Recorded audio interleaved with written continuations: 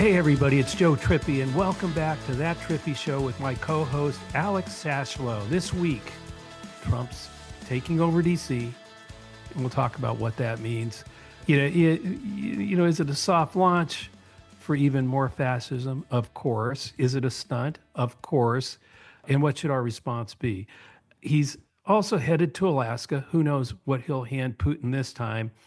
And this might be one of our favorite listener questions ever. Let's cut through the noise. What's the actual worst thing Trump's done so far? Oh man. Yeah, so that's kind of a stumper for me. Hopefully, Alex have some suggestions, and I'll get to them. Plus, we look at 2028. Alex is worried that one issue is already dominating the debate. Should it? Alex, where should we get started, my friend? Man, we got a lot of teasers in that intro, Joe, but let's go to DC. You wrote those teasers, my friend. Just peel back the curtain a little bit for our listeners. Yeah. Yes, I sure did. Good. All right. Well, let's go to DC. Sometimes, by the way, folks, they don't make sense to me either, but we'll get to them all. He's kind of like Anchorman. He reads what's in front of him. He knows. Oh, yeah. Yeah. Yeah. So, Okay. okay. So Trump announced on Monday he basically taking over the DC Police Department, sending in the National Guard. I saw one comment. I know I wrote this in the intro, but calling it a soft launch for more authoritarianism or fascism. But Joe, what I'm more interested in, and you take this where you want, but there have been so many different reactions from leading Democrats, and there hasn't really been a unified response. I want to read you a quote from CNN and see if you agree with this. So this is from, I think, Stephen Collins's analysis. None of the arguments Democrats are making are necessarily wrong, but by focusing first on Trump's repressive motives, they do not immediately address voter concerns over safety. This recalls the last election. When Democrats failed to meet Americans' worries about high immigration rates and high prices, they opened a lane for Trump and his extreme solutions. Saving democracy is great, but people need to feel secure first. I think I know how I feel. Joe, react to that first. Well, that may be an accurate way to talk about this, but the reality is, look, he is exploiting that fear of crime when in fact crime has gone down in DC, for example, quite a bit in the last few years and still going down. And so this is again manufacturing the crisis, scaring the hell out of people, and then quote solving it, or stepping back and people are relieved that he didn't invade and all that stuff. I mean, this is a typical ploy. We saw it in Los Angeles and in California. I don't think it's, and the other thing about it is one of the things that is really, and this could be one of the go down on the worst things Trump's done list, but is created a real schism between America's cities and the rest of America, the rural and suburban America, and created such literally anger and division based on almost a rural urban divide. Actually, not almost, that's what he's done. And so by continually stoking that it's the cities, and they're going to empty their criminals in your backyards in the suburbs, they're coming to get you, all the stuff that he does, it continues that division. And that's why I think you're seeing, more violence out there. I mean, sort of spontaneous single shooter. Just people taking, violent action of sort of expressing their anger, not in tweets, but by, And there's and not also in like road no, rage. I don't mean to like take this down the like, oh, I wish we had alternative ways for people to express themselves and get too into like, but there's also a direct through line from like the decline of like social services and the feeling of community to people acting out like that. Like all of this is fitting together and it's not in a good way. No, not at all. And that's the thing that, we are, I do think it does get to gun safety, and things that the American people all want. They want background checks. They want to get assault weapons off our streets, and instead he's stoking the anger and the division out there. And it's actually making us in the sort of on the meme that he's going to make us all safe. He's actually making us, I think, increasing the personal danger for everybody out there and increasing urge to violence that and that's what I think. I mean, when you look at these guys with the mask, I mean, what our response needs to be is DC deserves statehood, not Trump. And we should be protesting everywhere in this country for DC statehood. I mean, this is what I'm saying. We have to take every one of these and turn it into getting people's attention and getting them to respond by calling every Republican out there. Is this what you stand for? Do you agree with this? Just inundating their offices, I mean, just filling the streets with peaceful demonstrations on behalf and saying, stop this. And that's otherwise, this is all going. I mean, look, he's going to keep doing this. He's going to keep escalating. He's going to keep going after city and continue to further divide in a very ugly way, further divide the country. And I think that's probably when we get there, the worst thing he's done. Yeah, well, unfortunately, we are going to get there. I mean, to put a finer point, it's like you're stoking these fears, you're creating this division, you're giving people the impression that they have to take things into their own hands. And then you're also basically nuking all the resources and feeling of community that could possibly bring them back from the edge. There's not a good, Right. yeah, I think this might be the worst, but we'll get No, there. but what happens is when you take that to its extreme, then you have, 400 million guns in the country, and you have, in other words, there are a lot of people in America who want safer streets, who want things like background checks, but basically assault weapons gone, those kinds of things. But with Trump in power and with him taking these actions, a lot of those people that have been fighting for that cannot give up. In other words, they have to become more vocal. Do not take this. Do not be spectators. And I know a lot of them have been activists on that one issue alone. But what we have to do is galvanize all the different communities out there to stand up in protest after protest and organize it in a way that uh, really stokes some fear into members of the House and the Senate and even the courts to stand up to what he's doing in DC, in California, and to law firms, to now businesses, and literally, wreck. Gosh, who knows what's going to happen with Putin? Which side is he going to be on? On in Alaska, Putin's, of course. So, I mean, there's a lot of things going on, but it's not wait till 2026 time. This is happening now. It's going to get worse. We have to stand up.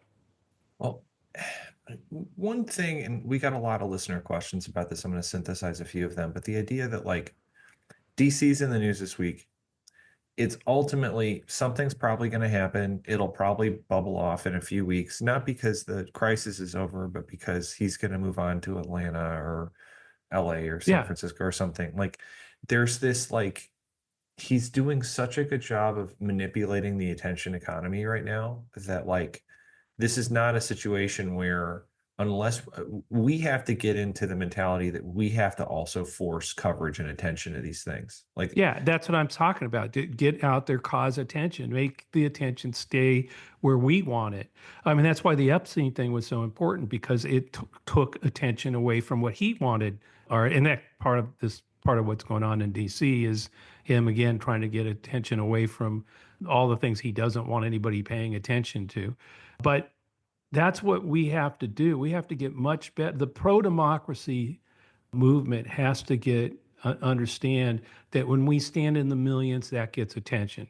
When he goes into DC, standing, yeah, do playbooks from the 60s, put flowers in their damn guns that they're carrying around, whatever. But we need to do things to get people to understand exactly what's going on. And they let's are, by the way. I mean, that's the one thing I can tell you. I don't buy any of this crap.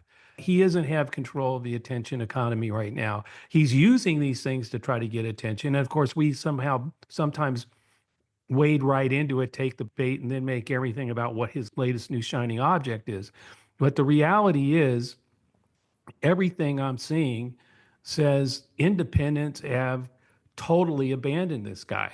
They've abandoned the MAGA agenda, the Trump MAGA agenda. I mean, not that, I mean, obviously, independents, a majority of them sided with Trump in the last election, but, and it wasn't overwhelming, but they were there. But now it's going overwhelmingly in the other direction, even eroding among Republicans. And so I just think that he's going to, that's the real danger here, that the more trouble he gets in terms of how low his numbers go, the more driven he is to make some big splash out Right. there, Right. to, It's whatever the next alligator Alcatraz yeah, is, yeah, it is. which, And by the way, he that's, thought that was bad. Like, who knows? I just want to say what I'm saying here is okay, there are people across this country who've organized for, whether it was for a woman's right to choose, whether it was for the Voting Rights Act, whether it was for safer gun regulations and laws. It's nobody can, no, it's, we're now at a point where you cannot stay in your lane. You can't just, oh, this time he's come after women, so we'll get out there or whatever it is. We all have to realize that it is an assault that that all of us will lose unless all of us start to organize together and take this head on as a pro-democracy movement. I mean, and I think that's the critical thing that we have to learn over and over again. Instead of picking the bait that today the issue is DC. No, it is the Constitution. Like I said, the District of Columbia deserves statehood. That's what we should all be talking about, and their own control, not Donald Trump and his dictatorship and his police state. So, Joe, this is related to the alligator Alcatraz point, and this is from Krista, who wrote into that Trippi show at gmail.com, where we will always try to get to your questions. We do try to get to them. Joe, you wrote about independence last week, and you talked about it on the show. Is there anything Trump can do to win those people back? I think that's a really interesting question. Mostly, I think I know where you're going to go with this, but we talk so much about, oh, he's losing X. What is he doing at the MAGA base? But I've never heard a question like this framed in like, what could he actually do, or what does he have to do? Because he's seeing those numbers too, Joe. Well, I mean, look, he could, wave the magic wand and somehow miraculously lower prices for cost of living for everybody across the board somehow, some way. Not going to happen. I mean, in other words, what's happening here, and we talked about this, I think, on the last show, and we all suffered through this with Biden, with amazing jobs numbers month after month, the economy strong and booming, but the prices were going up and people didn't feel the booming economy. What they felt was at the grocery store, the gas pump, et cetera. That hasn't changed. The prices have continued to go up. Inflation continues. The rate may be coming down a little, but it's still, there's still inflation. People are definitely feeling it. You see, last few days, reports now that one of the last places to get, well, sort of the canary in the coal mine, if you will, is when kind of not fast food places, but the next level up of, food establishments in the United States, when people stop going to those, when they start seeing huge declines, and they're seeing massive drop offs, 6, 7, 8% drop offs in visits to their restaurants. We're starting to see real signs, and that's, by the way, because of inflation, because the costs are going up. People are now going back to, Yeah, fast, we're cheap. talking like your Applebee's, Yeah, like your exactly. Chili's, like the places that like people go out to just have a meal with their Right. family. Yeah. And so when you start to see, that's what I'm saying, you're seeing that pressure is there. People are, and I think that the mass deportations, picking people off the street without due process, sending them to El Salvador, Alligator, Alcatraz, all of it has gotten a lot of independence, particularly, and you see this in every midterm. I mean, I've been doing this I'm sorry, folks, since 79, 1979, bam. And Yeah. what I can tell you, it doesn't matter. I mean, to overcome that, the one thing you cannot be when that's going on, and we saw this in 2024, you cannot be the incumbent president of the United States and trying to, win House seats and Senate seats. It, we saw this with Biden. This is now in a midterm where it really always shows up. The party in power, who has the president, and now also the Senate and the House, and this is going on, and independents. I mean, look, the reality is Democrats got to 90%, no more, can't do this, we got to stop it a long time ago with Donald Trump. But when you start looking at independents, where he's down to 23% approval. First of all, can't even remember. I don't, as I said, I can't remember. I don't think Jimmy Carter, with massive inflation, the misery index going on, the stagflation of the 1970s. I don't recall him being anywhere near that low with independents. I can't recall any. Normally, it's, they're independents. They definitely swing between parties and may even lean with the party, but generally it's, 54-46-ish, something like that, maybe 57-43 if it's a Reagan or somebody. But being at 23 approval with independents, never seen that. Having a majority of Americans say, I think it was in the Zogby poll, that they're ashamed that Donald Trump is their president. Never seen Right. that by anybody. So, no, it's not that there aren't things that could happen that would change the way people feel about him or about the economy and other things. But I don't see, I mean, with the tariffs, with all the moves he's making, we all know what's going to happen as he continues to take immigrants off our streets. Those are, that's going to increase trouble in terms of agriculture and other things. There's nothing he's doing that's moving it in the right direction for him. And now everything he does, like invading DC, I think is up there with Alligator Alcatraz. I mean, that's what we have to turn these all into. We Well, have to well, make them remember, they're that kind of, still, you say this all the time, they're still more afraid of their own base, and there's yeah. nothing he can do other than stuff that is basically impossible Well, that would, in fact, bring back some more moderate independent types into the fold without making his base say, what the hell? And they're too afraid of the base. this is what I'm saying about the DC thing, that DC is an absolute appeal to his base. That's all it is, right? It's again to drive that division. And that's what I'm saying. We need to, one, I keep saying this too, we need to talk to people we've stopped talking to and explain this to them. I know we still, every time I say that, I get stuff in comments like, no, why should we talk to them? They've destroyed the country. Yeah, well, it's still, we want a democracy. We want to keep it. We're going to have to get some of them to vote with us. And I think that's happening. So, and that's what I mean when you see only 23% of independents approve of Trump. There's a hell of a lot of independents that voted for Trump that are not with him right now. We need to talk to them. And that same thing is happening with Republicans. It's down. Yeah, 72% still strongly support them, but that's down from the 80s. I mean, it's dropping. So a lot of your Republican people that you haven't talked to in a long time, now's a good opportune time to say, this isn't right. It's not, we don't need a police state in our cities. So let's get to Russia real quick, and then I want to get to our favorite listener question from a while ago.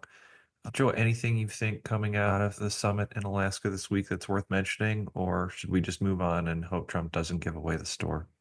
He's going to give away, one way or the other, he's going to give Putin what he wants, or, more than any of us would want. He should be giving Zelensky whatever we need, whatever we can do.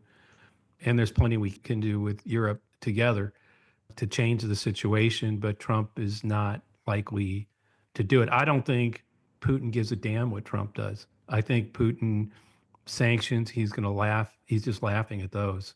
And so, like, if that's what all Trump has, then I don't think, there's any way Trump comes out of this with a solution or some path that leads to a real peace that doesn't really jeopardize all of Ukraine and probably And puts Europe. Europe Yeah. at risk. Yeah, I mean, exactly. it is tough not to look at this and see echoes of Neville Chamberlain. I mean, it really, Well, it's it, worse than that. I mean, look, the guy's been with Putin the whole time. I mean, yeah, he goes out and he like belly aches and screams at him and all caps him from time to time. But reality is, when push comes to shove, he's always, he's already delayed. I mean, the gift he's already given Putin during the whole time he's been in office now, the last 6 months, by literally taking America's foot off support, intermittent and one step forward, two steps back. No one can count on anything. I think again, it's the same thing I'm talking about. What happened with the cities now? He continues to make the rest of the world a more dangerous place. It's inevitable that if we withdraw, our support from Ukraine and start to basically continue to signal that we're not really behind NATO that much, that we wouldn't respond if one of them were attacked, that means that you're going to see, I think, and I already think that you're seeing this, you're going to see more countries try to develop their own nuclear arsenal. That's not going to make instead of actually trying to pull back from that, we're now increasingly moving towards more countries realizing that it's the same thing with Iran. Iran just learned, okay, there's only one way we can stave off the attacks, and it's to get a nuclear weapon, which they're going to go. We're trying to do. I understand how complicated that whole thing is, but I think the way Trump handles these things, the way he handles Putin, the way he makes people, all these other leaders can, lose American credibility or faith in that we'll be there. The more that happens, the more we're going and are leaning into a much more dangerous world, and it's already a very dangerous place. So this sort of, there's his foreign policy doesn't make any sense. His domestic policy doesn't make any sense. I think Americans are figuring that out and regretting. A lot of them are well, regretting that he's let's their president. let's ask these Americans, and this is from Sam in North Carolina. What is the most damaging thing Trump has done so far? I'm looking for your usual measured analysis. I don't know about that. Not losing your minds about every little Trump thing. What has he done that really matters long term He too? he I know, fired reality. That's what he's done. Donald Trump said to reality, "You're fired." He works every day to make his reality ours, and it's a total and complete nightmare. But it's in his world, he's made up his mind. He's right about everything, and he knows what he's going to do, and he's going to do it. It's all about power, money, making more, and lies. And in that, along with his ability to distract and gain attention in a world where a lot of us, I guess, are tuning out and don't want to pay attention, which he again is counting on. I want to exhaust all of you. It is basically to bend reality to to his fantasy world, and that's what he's done. He's done it. Merrick Garland. There's all kinds of people along the way that could have, right after January 6th, responded in a way that said, that would have made it disqualifying. But now that he's out and he's president of the United States, that bullhorn, that ability of a president to literally every day demand the attention of the world is something this guy craves. And unfortunately, it's not a world any of us want to be in. He said to reality, "You're fired." And we all have to stand up to that. so let's do one more before we wrap. And this one, there's a really good listener question from, I think it was from Jamie in California. And it got me thinking too. Jamie's question was, what happened to Israel Gaza? Why aren't we hearing about any progress? Wasn't this thing supposed to be over when Trump took office? And I just want to add, and this is a Well, lead story in Politico today. So Mayor Pete is taking a ton of shit for how he framed Israel a few years ago, basically saying they're a friend and sometimes you don't agree with all your friends' actions. Essentially, you're starting to see a bunch of the 2028 Democrats stake out Israel positions. And like the way this article was framed, and it just has me really concerned that somehow Gaza is the litmus test for 2028. Like, does Joe, is it not insane that's the thing that we're gonna like purity test our candidates with? well, I mean, the one thing that will decide how 2028 goes is purity tests. This goes back to me starting in 79 in the Democratic Party. There's always been a struggle between, sort of the purity of the far left or whatever you want to call it, but the progressives and the reality of what it takes to win an election and that the country's not as left of center as we think. And so, what happens is the going back to Mondale to Dukakis, I can go through the years. We would basically nominate somebody from the left of the party, or left of the center of the party. I'll put it that way, and it would usually take two or three losses, like 80, 84, and 88, before the party got pragmatic and the left, all of us, including myself, because I was leading the charge back then as a young, with all my idealism. But took a lot of three losses before there became sort of a pragmatic, no purity test. We need to build a big tent, and that resulted in Bill Clinton in '92. And in fact, the party went through all kinds of crazy things, like literally trying to change its entire calendar of primaries so that no Northeastern liberal could possibly get the nomination. All kinds of machinations to try to get that done. What happens though is you start to succeed. Barack Obama becomes president, and then of course 2016 with Trump, and it's going to be interesting because Biden won in 2020. He lost. Harris lost in 2024, and so we haven't had three big losses. And you see a lot of, purity tests. This is, by the way, what happened with the Republican Party. That's how you get to Trump, because the purity test there was whatever Trump says, and people started just to do whatever the hell he said. So it's going to be that we're going to have a knockdown, drag out fight in 2028. I have no idea who's going to win it. There will be candidates out there that, who will be, again, and we've talked about this. We're not all ones and O's, people. It's not binary. We're not all like, dislike, unfollow, follow, blue, red, for Palestinians, for Israel. There's nuance. There's going to be policies. There's going to be ideas out there, and they're going to come out. And somebody is going to win. And so it's not demanding purity, which I think, look, there's always some group in the party that wants purity on their issue or purity on, on a principle. That's not how elections are won. You don't win by subtracting people that don't agree with you. You win by finding a big tent, by not demanding your way or the highway. That's how we won. If you go back and look at when Democrats have actually won, that's the party we were. Whether that's where we go in 2028, first of all, we got to win the House in 2026. I'm not at all worried about 2028. The only thing I'm worried about is 2026, because if we don't win the House back, I don't think 2028, it doesn't matter what policies, how pure we are, it won't, it will, we'll be fighting with two hands tied behind our back. Joe, that's a great place for us to wrap up today. Well, not the most uplifting way to end, but it's reality in my view. Thanks everyone for listening to that Trippy show.